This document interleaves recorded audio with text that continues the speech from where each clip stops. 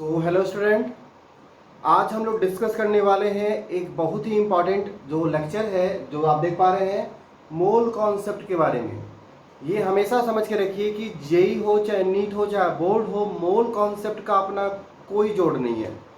हमेशा ही mole concept का जो रोल है, जब आप दूसरे चैप्टर से पढ़ रहे होंगे फिजिकल केमिस्ट्री के, जैसे कि आप पढ़ रहे हैं सोल्यूशन चैप्टर, या जैसे कि आप पढ़ रहे हैं इलेक्ट्रोकेमिस्ट्री, क्लास 12 के चैप्टर्स हैं ये, ठीक है, या इसी 11th में जो दूसरे फिजिकल केमिस्ट्री का चैप्टर है जैसे कि सॉलिड स्टेट्स ऑफ मैटर या थर्मोडायनेमिक्स या इक्विलिब्रियम, उस सारे चैप्टर्स में, फिजिकल केमिस्ट्री के सारे चैप्टर्स में मोल कॉन्सेप्ट का किसी न किसी तरीके से, किसी न किसी रूप में उसका एक रोल आता है। और बिना इस टॉपिक को समझे आप ये सारे चैप्टर्स जो है कवर नहीं कर पाएंगे, सही तरीके से समझ नहीं पाएंगे।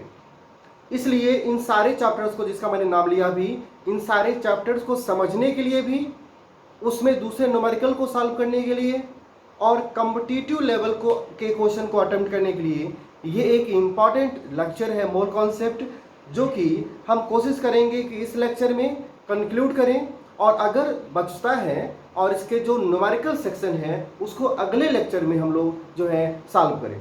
तो अगले एक या दो, इस लेक्चर को लेकर के और अगले लेक्चर को लेकर के हम 2 लेक्चर्स में हम मोल कॉन्सेप्ट को कंक्लूड करने की कोशिश करेंगे। तो आप पूरे वीडियो को सही से देखिए और कोशिश करिए कि मोल कॉन्सेप्ट आपको आज समझ में आ जाए। और मैं उम्मीद करता हूं कि अगर आप पूरा देखेंगे तो मोल कॉन्सेप्ट आपको समझ में आ जाएगा, क्योंकि मैं एकदम बेसिक से आपको समझाऊंगा कि मोल कॉन्सेप्ट क्या है, मोल कॉन्सेप्ट का रोल क्या है दूसरे तरह के जो टॉपिक है उसको समझने के लिए, और खुद में मोल कॉन्सेप्ट क्या होता है। एक मैं आपको बात बता दूं कि मोल कॉन्सेप्ट जब हम लोग शुरू करते हैं तो हमारे दिमाग में एवोगैड्रो का जो हाइपोथेसिस है वो भी चलता रहता है कि एवोगैड्रो ने कहा हुआ है कि अगर टेम्परेचर और प्रेशर को कांस्टेंट रखते हैं तो अलग अलग गैसों के एक जैसे वैल्यूम में, मतलब कि सेम वैल्यूम में नंबर ऑफ पार्टिकल्स की संख्या भी क्या होगी, सेम होती है। मतलब कि टेम्परेचर और प्रेशर कांस्टेंट रखेंगे, similar condition of temperature and pressure, then same amount of volume of different gases have same number of particles. इसीलिए कहा गया कि जो वॉल्यूम होता है वो एक्चुअली डायरेक्टली प्रोपोर्शनल होता है नंबर ऑफ पार्टिकल्स या मोल्स के at a constant temperature and pressure. जब तक आप टेम्परेचर प्रेशर वेरी नहीं कराएंगे, वॉल्यूम और नंबर ऑफ पार्टिकल के बीच का जो रिलेशनशिप है वो डिस्टर्ब नहीं होगा। और इसलिए हमेशा हम टेम्परेचर और प्रेशर को कांस्टेंट करके इसके बारे में बात करते हैं। ये एवोगैड्रो का हाइपोथेसिस है। दूसरी बात, एवोगैड्रो ने ही पहली बार किसी भी particle, substance, atom, molecules, ions या दूसरे जो फॉर्म्स होते हैं पार्टिकल के, उसके मास को नंबर ऑफ पार्टिकल्स से रिलेट किया। पहली बार उन्होंने बताया कि जो कार्बन 12 जिसको हम लोग एटॉमिक मास के लिए मानते हैं एक स्टैंडर्ड, उसी के 12 ग्राम के जो कार्बन में नंबर ऑफ पार्टिकल्स होंगे वही एक कांस्टेंट वैल्यू होगी, जिसको आगे चल के एवोगैड्रो कांस्टेंट बोला गया। और उसकी वैल्यू जो कैलकुलेट करने पे समझी गई होगी, आई होगी, वो वैल्यू 6.022 इंटू 10⁻23 रहा, ठीक है, जिसको हम एवोगैड्रो नंबर या मोल नंबर भी बोलते हैं। एक मोल के लिए वही एक फिक्स्ड वैल्यू मानी जाती है। ये काफ़ी एक ह्यूज अमाउंट, जो ह्यूज एक वैल्यू होती है उसके बराबर ये वैल्यू है, क्योंकि 10⁻23 एक बड़ा नंबर होता है, एक बड़ी वैल्यू होती है। दूसरी बात कि मास को नंबर ऑफ पार्टिकल से, मास को वॉल्यूम से जो रिलेट करने का जो कॉन्सेप्ट है, ये फर्स्ट टाइम एवोगैड्रो ने ही दिया। इसलिए एवोगैड्रो का एक बड़ा रोल होता है मोल कॉन्सेप्ट को समझने के लिए। तो मैं शुरू करता हूं आपको और एक्सप्लेन करता हूं कि हम एटम, मॉलिक्यूल या जो दूसरे पार्टिकल्स होते हैं उनके जो मास हैं उनको हम नंबर ऑफ पार्टिकल से रिलेट कैसे करें, या जो वॉल्यूम है उसको नंबर ऑफ पार्टिकल से रिलेट कैसे करते हैं, ठीक है। चलिए मैं आपको समझाता हूं। पहले, सबसे पहले आप जानते हैं कि जो एटम होता है, जो एटम होता है यही कंबाइन करके मॉलिक्यूल्स बनाता है। और एटम का जो मास होता है हम उसको असल में एटॉमिक मास बोलते हैं। जबकि मॉलिक्यूल्स के जो मास को हम लोग एक्चुअली मॉलिक्यूलर मास बोलते हैं। मैं आपको बता दूं, एटम का जो मास है, एटॉमिक मास, इसके लिए हम लोग यूनिट बनाते हैं एमयू, एटॉमिक मास यूनिट। और मॉलिक्यूलर मास के लिए जो यूनिट है वो यूनिफाइड मास है, जिसको कैपिटल यू से इंडिकेट किया जाता है। लेकिन इसी एटम के मास को अगर हम लोग ग्राम में रिप्रेजेंट करते हैं तो इसी को हम लोग ग्राम एटॉमिक मास बोलते हैं। एटम के मास को ही ग्राम में जब रिप्रेजेंट करेंगे तो इसी को हम लोग ग्राम एटॉमिक मास बोलते हैं। जबकि मॉलिक्यूल्स के मास को भी जब हम लोग ग्राम में रिप्रेजेंट करते हैं तो ग्राम मॉलिक्यूलर मास बोलते हैं।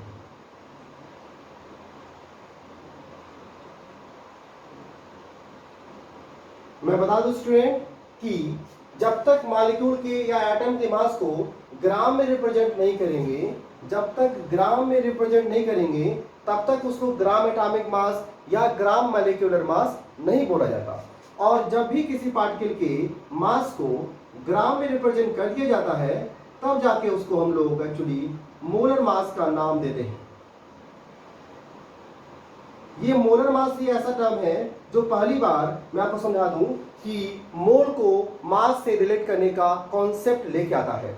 मतलब कि मोलर मास एक ऐसा नंबर है, एक ऐसी संख्या है जो असल में कभी भी मॉलिक्यूल को ग्राम में रिप्रेजेंट करती है, मॉलिक्यूलर मास को, या एटॉमिक मास को ग्राम में रिप्रेजेंट करती है। सीधे सीधे शब्दों में मोलर मास हमेशा ही ग्राम में होता है। मोलर मास हमेशा ही किस में होता है? ग्राम में। और एक्चुअली मैं बता दूं कि जो मोलर मास है ये होता है मास of 1 mole of particle, mass of 1 mole of particle. अब वो जो पार्टिकल है वो मोलर मास के लिए जो पार्टिकल है वो पार्टिकल चाहे एटम हो सकता है, या वो पार्टिकल मॉलिक्यूल्स हो सकते हैं, या वो पार्टिकल्स आयंस हो सकते हैं। मैंने आयन का भी यहाँ पे एग्जांपल नहीं लिया है, लेकिन जो पार्टिकल है, अगर कोई भी पार्टिकल 1 मोल की संख्या में होगी और उसके मास को हमको बोलना होगा कि क्या बोलेंगे, तो 1 मोल के पार्टिकल के मास को हम बोलते हैं मोलर मास, जो एक्चुअली हमेशा किस में रिप्रेजेंट किया जाता है? ग्राम में। और ये जो मोलर मास है हम इसको ग्राम मॉलिक्यूलर मास या इसी मोलर मास को ग्राम एटॉमिक मास भी बोल सकते हैं। सीधे सीधे शब्दों में ग्राम एटॉमिक मास मतलब कि अगर पार्टिकल एटम्स हैं तो ग्राम एटॉमिक मास ही मोलर मास है। अगर पार्टिकल्स मॉलिक्यूल्स हैं तो ग्राम मॉलिक्यूलर मास ही मोलर मास है। और अगर पार्टिकल्स आयंस हैं तो ग्राम फार्मूला मास बोलते हैं, वहां पर वर्ड यूज करते हैं, ग्राम फार्मूला मास ही मोलर मास कहलाता है। तो इस तरीके से मोलर मास का एक आपके सामने स्क्रिप्ट ओपन होता है फर्स्ट टाइम, कि आप थोड़ा थोड़ा समझने की कोशिश करते हैं कि अच्छा मोलर मास को हम क्या बोलते हैं। तो मोलर मास का मतलब क्या हुआ? मास ऑफ 1 मोल ऑफ पार्टिकल्स, जहां पे पार्टिकल्स एटम्स, मॉलिक्यूल्स या आयंस कुछ भी हो सकते हैं, उसके 1 मोल पार्टिकल की मास को हम बोलेंगे मोलर मास। ठीक है, एग्जाम्पल देखिए, इसको समझते हैं, एग्जाम्पल समझते हैं। जैसे मैं एग्जाम्पल के अगर समझाऊं तो मैं बोलूंगा 1 मोल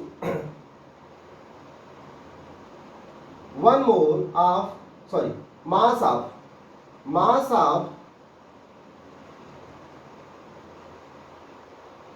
1 mole of hydrogen atom.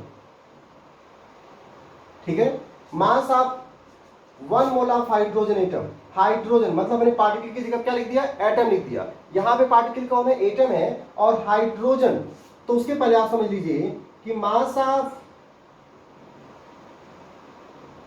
1 hydrogen atom,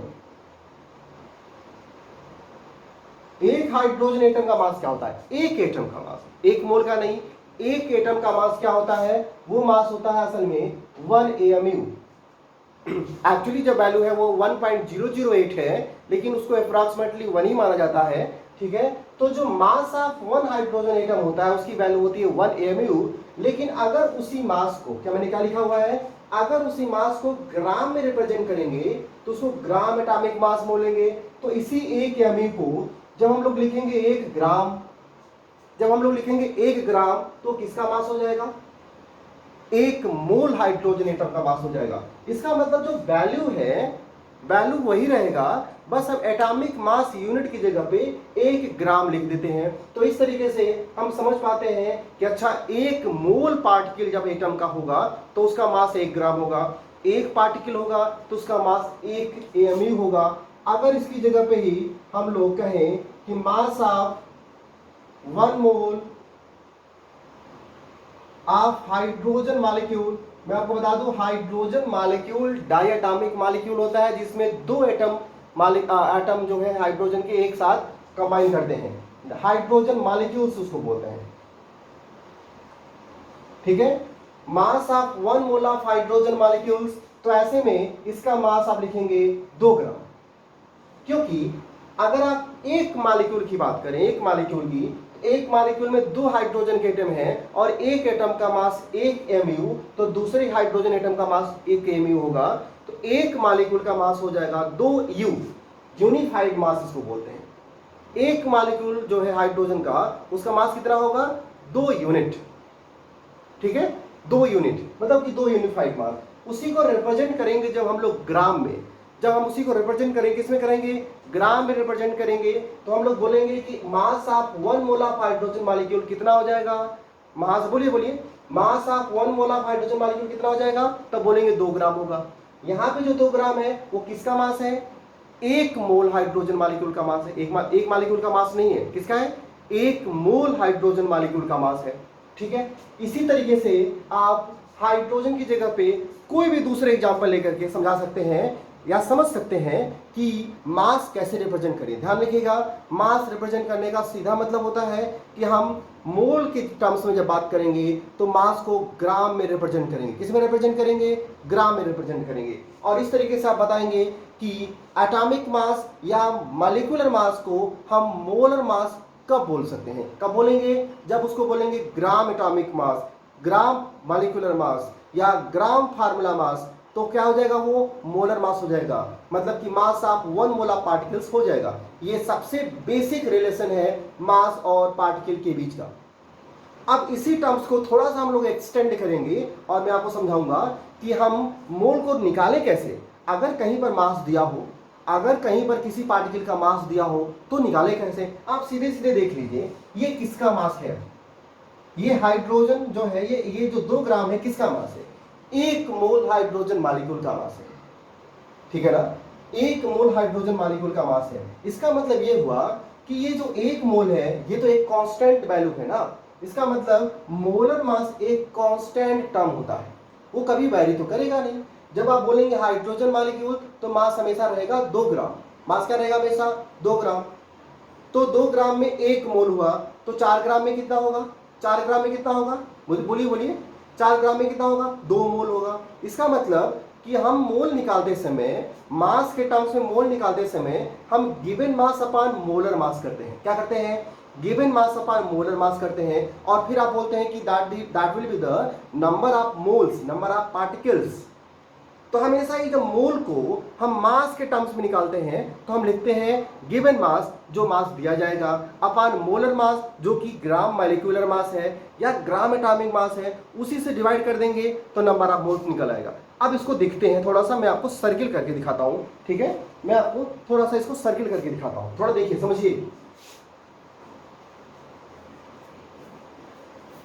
अब मैं आपको समझाऊंगा कि अगर हमारे पास 1 मोल रहे, ठीक है, अगर हमारे पास 1 मोल रहे, मैं आपको बता दूं 1 मोल जब आप बोलते हैं 1 मोल, तो ये कांस्टेंट टर्म को इंडिकेट करता है। ठीक है, कांस्टेंट टर्म्स को इंडिकेट कर रहा है, और हम इसी को कई तरीके से समझते हैं, इसी को हम कई तरीके से समझते हैं।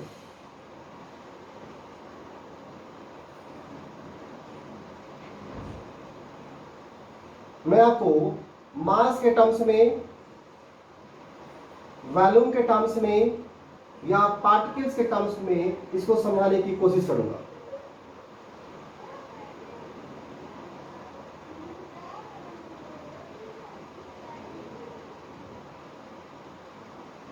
ठीक है, कि वॉल्यूम के टर्म्स में क्या बोले, मास के टर्म्स में क्या बोले, मैं आपको बताऊंगा कि जो मोलर मास है, एक मोल को, मोलर मास एक्चुअली किसके इक्वल टू होता है, 1 मोल। जब आप बोलते हैं 1 मोल तो असल में किसकी बात कर रहे हैं आप लोग, मास के टर्म्स में किसकी बात कर रहे हैं, मोलर मास की बात कर रहे हैं। और पार्टिकल के टर्म्स में किसकी बात कर रहे हैं, वो एक कांस्टेंट वैल्यू है जो कि आप जानते भी हैं, एवोगैड्रो नंबर। ठीक है, आप बोलेंगे कि एक मोल जो है इन नंबर ऑफ पार्टिकल्स के टर्म्स में, पार्टिकल्स के टर्म्स में हम उसको बोलेंगे 6.022 इंटू 10⁻23। यही एवोगैड्रो नंबर है जिसको हम रिप्रेजेंट करते हैं n से। जबकि वॉल्यूम के टर्म्स में स्पेशली गैसों के लिए एक कंडीशन अप्लाई करेंगे हम लोग, एसटीपी, इसकी जो वैल्यू होती है वो 22.4 लीटर होती है एट एसटीपी। ठीक है, और मैं आपको बता दूं ये एक्चुअली जो वैल्यू है वो किसी भी गैस के लिए होती है, फॉर एनी गैस, किसी भी गैस के लिए। ध्यान से फिर सुनिए, एक मोल का वॉल्यूम कितना होता है, किसी भी गैस का एक मोल का वॉल्यूम कितना होता है, 22.4 लीटर। कहां पे, एसटीपी पर। अब आप कहेंगे सर ये एसटीपी क्या है, ये एसटीपी जो है असल में स्टैंडर्ड टेम्परेचर और प्रेशर है, स्टैंडर्ड टेम्परेचर और प्रेशर है जिसकी वैल्यू ली जाती है 1 बार प्रेशर की वैल्यू, और टेम्परेचर की जो वैल्यू है वो 273.15 केल्विन ली जाती है। केल्विन के टर्म्स में 273.15 केल्विन ये 0 डिग्री सेल्सियस की वैल्यू है, जबकि प्रेशर के टर्म्स में हम इसको 1 बार बोलते हैं। मतलब कि किसी भी गैस का, फॉरेनी गैस लिखा है ना, किसी भी गैस का जो वॉल्यूम होगा वो 22.4 लीटर होगा एसटीपी पर। चाहे हाइड्रोजन गैस हो, चाहे ऑक्सीजन, चाहे कार्बन डाइऑक्साइड, चाहे carbon monoxide, sulphur dioxide, sulphur trioxide, nitrogen dioxide, nitric oxide, water vapour, या कोई भी दूसरी गैस जिसको आप जानते होंगे, किसी भी गैस का एक मोल का जो वैल्यूम होगा वो फिक्स्ड होगा, उसकी वैल्यू होगी 22.4 लीटर एट एसटीपी, जिसका मतलब ये होता है। ठीक है, अब थोड़ा सा इस व्हील को घुमा घुमा के आप थोड़ा एक बार फिर पढ़िए, तो एक बार फिर पढ़िए। ठीक है, क्या पढ़ेंगे आप पढ़ेंगे किसी भी गैस का एग्जाम्पल समझिए, किसी भी गैस का, जैसे मान लीजिए मैंने एग्जाम्पल क्या लिया, हाइड्रोजन गैस, तो मैं बोलूंगा हाइड्रोजन गैस का मोलर मास कितना होता है, बताइए हाइड्रोजन गैस का मोलर मास कितना होता है, 2 ग्राम। तो हाइड्रोजन गैस का मोलर मास होता है 2 ग्राम। 2 ग्राम हाइड्रोजन गैस बराबर कितना होता है, 1 मोल होता है। उसमें कितने पार्टिकल्स होते हैं, कितने पार्टिकल्स होते हैं, और उस 2 ग्राम हाइड्रोजन गैस का वॉल्यूम कितना होता है, कितना होता है। इस पूरे व्हील को आप रोटेट करके समझ सकते हैं कि किसी मास को वॉल्यूम में, किसी वॉल्यूम को पार्टिकल में, किसी पार्टिकल को मास में, या किसी मास को पार्टिकल्स में कैसे कन्वर्ट कर सकते हैं। एग्जाम्पल के लिए मैं आपको दिखाता हूं और समझाता हूं। फिर से देखिए, मैं चाह रहा था कि आप कोई दूसरा एग्जाम्पल ले लीजिए, जैसे हाइड्रोजन गैस की जगह मैं एग्जाम्पल ले रहा हूं वाटर वेपर की, वाटर वेपर। ठीक है,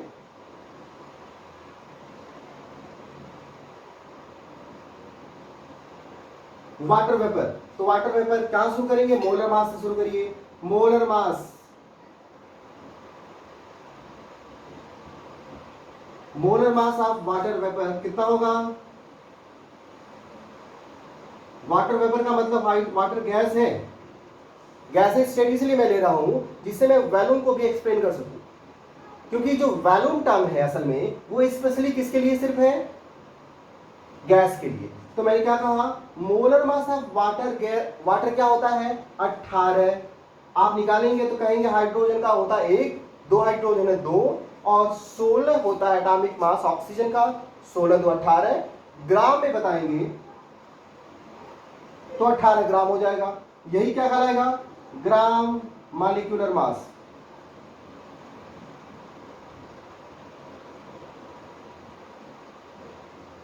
क्या मैंने क्या लिखा, मैंने लिखा कि वाटर का मोलर मास जो है वो 18 ग्राम है, इसी को क्या लिखेंगे हम लोग, ग्राम मॉलिक्यूलर मास बोलेंगे। फिर से बोलिए, mass of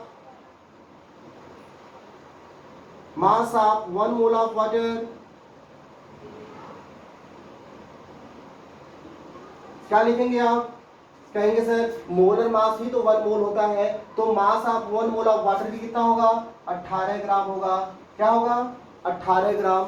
mass of 1 mole of water कितना होगा? क्या लिखा मैंने? 18 ग्राम लिखा।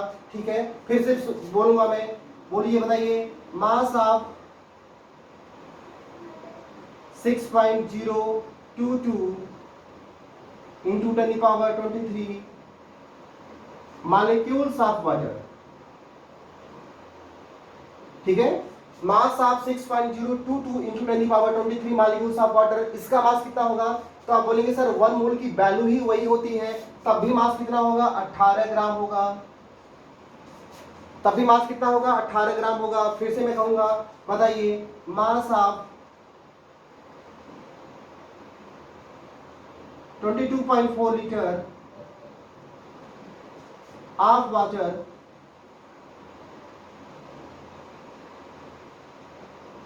तभी कितना होगा? 18 ग्राम होगा। फिर से देखिए सर, क्या मैंने लिखा?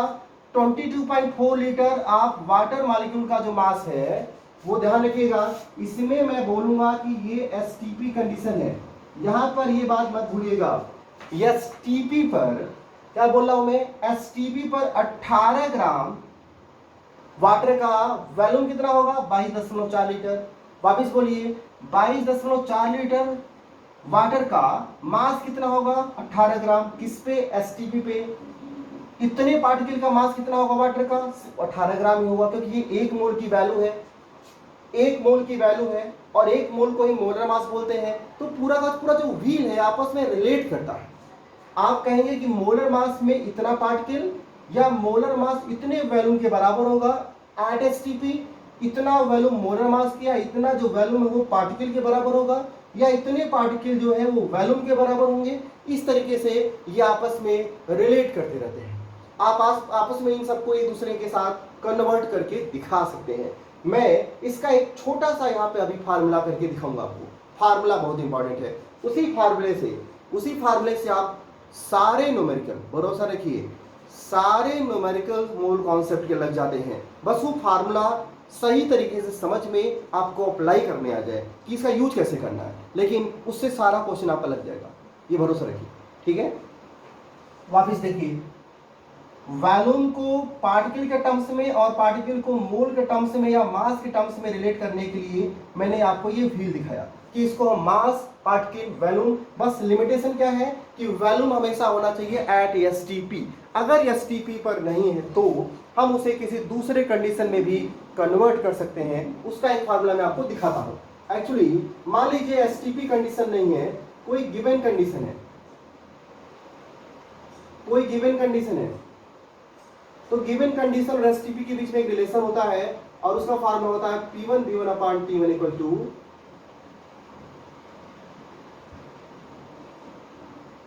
P2 V2 upon T2। Actually एक रिलेशन है जो किसी भी गिवन टेम्परेचर या प्रेशर के लिए, और एसटीपी के साथ प्रेशर और टेम्परेचर तो कांस्टेंट होता है, उनके बीच में एक रिलेशन होता है जिसको बोलते हैं P1 V1 upon T1 equal to P2 V2 upon T2। और इस रिलेशन से एक्चुअली ये आइडियल गैस इक्वेशन का रिलेशन है जो आगे चल के आपको स्टेट्स ऑफ मैटर में पढ़ाया जाएगा, वहां पे एक्सप्लेन किया जाएगा। तो मैं यहाँ पे एक्सप्लेन नहीं करूंगा, ये स्टेट्स ऑफ मैटर का टॉपिक हो जाएगा। तो अभी आप बस ये देखिए कि अगर आपको एसटीपी कंडीशन पे जो वॉल्यूम दिया है उसको किसी दूसरे गिवन टेम्परेचर या प्रेशर के कंडीशन वाले वॉल्यूम में कन्वर्ट करना हो तो आप इस फार्मूले का यूज कर सकते हैं। इस फार्मूले से आप किसी भी एसटीपी कंडीशन वाले वॉल्यूम को दूसरे कंडीशन के गिवन कंडीशन के वॉल्यूम में कन्वर्ट करके भी न्यूमेरिकल लगा सकते हैं। ठीक है, आप इस बात को ध्यान रखिएगा। ये वाटर मॉलिक्यूल की बात हो रही है। अब अगर आपसे कहा जाए कि वाटर मॉलिक्यूल को कन्वर्ट करिए एटम्स के टर्म्स में, तो आप देख पा रहे हैं एक मॉलिक्यूल के अंदर कितना एटम्स है? एक मॉलिक्यूल के अंदर कितने एटम्स हैं? 3 एटम्स हैं, 2 हाइड्रोजन का एटम और 1 ऑक्सीजन का एटम। इसका मतलब कि यहां पर जब मॉलिक्यूल के टर्म्स में बात कर रहे हैं तो ये बात हो गई, लेकिन अगर हम एटम्स के टर्म्स में बात करेंगे तो वहां पर चीजें बदलेंगी। ध्यान रखिएगा, एक पार्टिकल को दूसरे तरह के पार्टिकल्स में बदलने के लिए हमेशा हम मॉलिक्यूल्स में देखते हैं कि उसमें कितने एटम्स हैं, 1 एटम है, 2 है, 3 है, और उसके हिसाब से हम उसका मल्टीप्लाई कर देते हैं। मतलब कि एक मॉलिक्यूल में कितने पार्टिकल हैं? 3 पार्टिकल है। ध्यान से देखिए, एक मॉलिक्यूल में कितने एटम है? 3 एटम है। तो इसको अगर आपसे कहा जाए कि 1 मोल वाटर में कितना एटम होगा, 1 मोल वाटर में कितना एटम होगा, तो आप बताएंगे कि 1 मोल वाटर में जो नंबर ऑफ एटम होगा वो एवोगैड्रो नंबर इंटू 3 कर देंगे। एक मॉलिक्यूल में 3 एटम है ना, तो 1 मोल में कितना होगा? 3 मोल एटम्स। कितना होगा? 3 मोल एटम्स। इसका मतलब हमेशा ही मॉलिक्यूल्स में पाए जाने वाले नंबर ऑफ एटम्स को आप मल्टीप्लाई करके मॉलिक्यूल को कन्वर्ट कर सकते हैं एटम्स में। ध्यान रखिएगा इस बात को, ठीक है, इसको ध्यान रखिएगा। और फिर मैं आपको जा रहा हूं दिखाने फार्मूला, कि उस फार्मूले से हम लोग सॉल्व करेंगे सारे वो क्वेश्चन जो मोल कॉन्सेप्ट पे डिपेंड करते होंगे, सारे क्वेश्चंस, ठीक है। और सारे क्वेश्चंस को लगा करके हम लोग अगले लेक्चर में मैं आपको न्यूमेरिकल भी इसका समझाऊंगा कि न्यूमेरिकल इसका कैसे लगाएं, ठीक है। और ये फार्मूला है, फार्मूला ये है, देखिए फार्मूला है कि मोल को बताने के लिए हमेशा ही पहले हम लोग मास के टर्म्स में मोल को बताते हैं, हमेशा ही पहले मोल को मास के टर्म्स में बताते हैं। हम लोग लिखते हैं कि गिवन मास, अगर मान लीजिए आपको मास दिया हो, अगर मास दिया हो तो मास को आप मोलर मास से डिवाइड कर सकते हैं, मास को आप मोलर मास से डिवाइड कर सकते हैं, ठीक है। मोलर मास किसी भी मॉलिक्यूल का जो ग्राम मास होगा, ग्राम एटॉमिक मास है, ग्राम मॉलिक्यूलर मास, वही मोलर मास है। ये वैल्यू हो गई कांस्टेंट। और गिवन मास आपको दिया जाएगा कि 32 ग्राम, 18 ग्राम, इतना ग्राम, ठीक है। तो उतने ग्राम में कितना मोल होगा वाटर मॉलिक्यूल का या हाइड्रोजन मॉलिक्यूल का। तो जब नाम देगा, नाम से आपको फार्मूला आ जाएगा और फार्मूले से आप निकाल लेंगे मोलर मास। उन दोनों के रेशियो से निकाल सकते हैं आप मोल। अगर आपसे कहा जाए कि नंबर ऑफ पार्टिकल्स के टर्म्स में बताइए, कुछ गिवन नंबर ऑफ पार्टिकल दे दिया गया, गिवन नंबर ऑफ पार्टिकल्स दिया गया,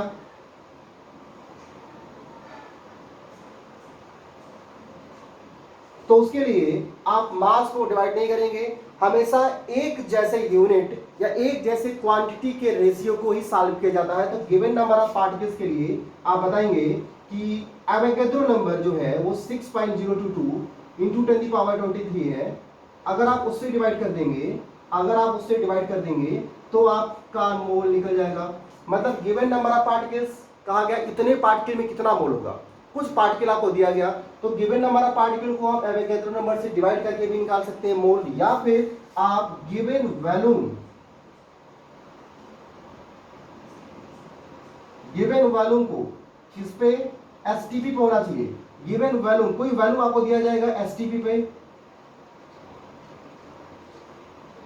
कोई वॉल्यूम दिया जाएगा आपको एसटीपी पे। किसी गैस का मान लीजिए वॉल्यूम दिया हुआ है, एसटीपी पे दिया हुआ है, तो आप उसको 22.4 लीटर से डिवाइड करके, 22.4 लीटर से डिवाइड करके आप बता सकते हैं कि उसका मोल क्या होगा। थोड़ा फिर से सुनिए, थोड़ा फिर से सुनिए। अगर मान लीजिए आपको कुछ मास दिया गया, कहा गया कि वाटर मॉलिक्यूल है, उसका आपके पास 10 ग्राम है, 10 ग्राम वाटर मॉलिक्यूल में कितना पार्टिकल होगा बताइए। तो 10 ग्राम वाटर मॉलिक्यूल में कितना पार्टिकल होगा, आपको क्या दिया गया है, गिवन मास दिया गया 10 ग्राम। वाटर मॉलिक्यूल का मोलर मास कितना होता है, 18 ग्राम। क्या पूछ रहा है आपसे, नंबर ऑफ पार्टिकल्स। तो आप इन दोनों रिलेशनशिप का यूज करके, अब मोल को भूल जाइए, मोल को भूलिए, यहाँ पे क्या लिखेंगे, 10 ग्राम वाटर मॉलिक्यूल, 10 ग्राम, मोलर मास 18, ये वैल्यू कांस्टेंट है। और आप क्या निकालेंगे, नंबर ऑफ पार्टिकल्स निकाल लेंगे। आप सीधे फार्मूले का यूज करके इन दोनों को आपस में रिलेट करके मास को पार्टिकल में कन्वर्ट कर सकते हैं। आपसे कहा गया कि 10 ग्राम वाटर वेपर में कितना वॉल्यूम होगा, 10 ग्राम वाटर वेपर का कितना वॉल्यूम होगा at STP, 10 gram water vapour का कितना वॉल्यूम होगा एट एसटीपी। तो क्या बोला गया आपको, गिवन मास दे दिया गया, कितना दिया गया, 10 ग्राम दे दिया गया। मोलर मास आपके सामने है, 18 ग्राम ही रहेगा, वाटर वेपर है तो। और आपसे क्या पूछा गया, वॉल्यूम बताइए एट एसटीपी पे। तो इस वाला, ये वाला जो रिलेशन है, इसको इसके साथ, अब इसको भूल जाइए, इसको इसके साथ इक्वल करिए और रिलेट करके मास को वॉल्यूम में कन्वर्ट कर लीजिए। ये आपसे कहा गया कि 10 लीटर वाटर वेपर में कितना मास होगा। तो 10 लीटर आपके सामने गिवन वॉल्यूम दिया हुआ है, उसको मास में कन्वर्ट कर सकते हैं। 10 लीटर वाटर वेपर में कितने नंबर ऑफ पार्टिकल्स होंगे, निकाल लेंगे।